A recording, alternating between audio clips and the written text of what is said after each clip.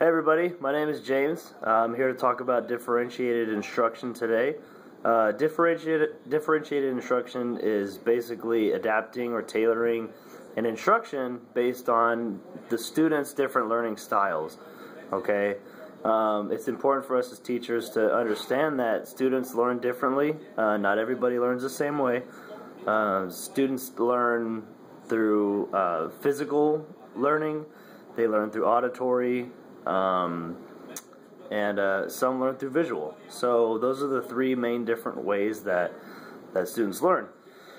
Some of the ways that we as teachers can adapt our lesson plans and our instruction is by delivering different content. So the content that we have can be minimized or maximized to get the skill level that we need for those students. The next one is process. So the process for the students to go through can be geared to be more challenging, or it can be geared to make it easier for the students. I use that figuratively for PE because I'm a PE teacher. I teach K through 6, and most of my students, they learn through physical activity, which is kinesthetic. The process they go about, completing the tasks is made easier for those who are struggling, or made more challenging for those who are finding the skills relatively easy.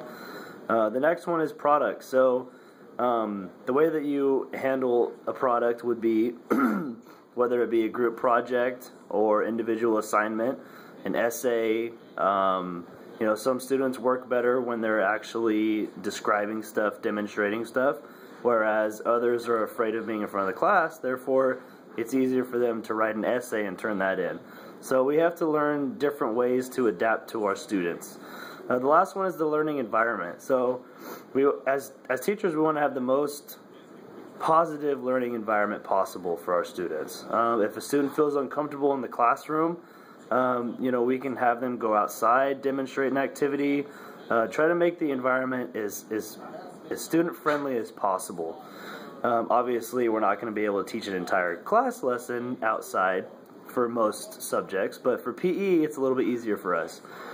The learning environment for PE, it needs to be positive atmosphere, non-threatening, no bullying, stuff like that for the kids. So you want to create a very positive team atmosphere.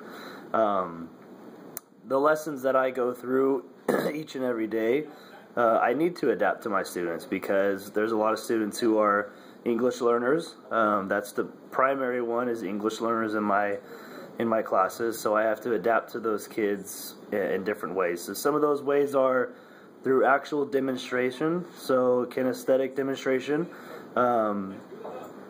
I do poster boards with processes written on them. So it's a step-by-step process on how to complete a task.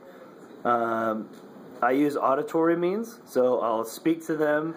Most of the students understand English, they just can't talk back. So for me, I tell them what to do, I act it out, and then most of the times they'll understand it and they can do it themselves. So that's kind of the way that we do it in PE.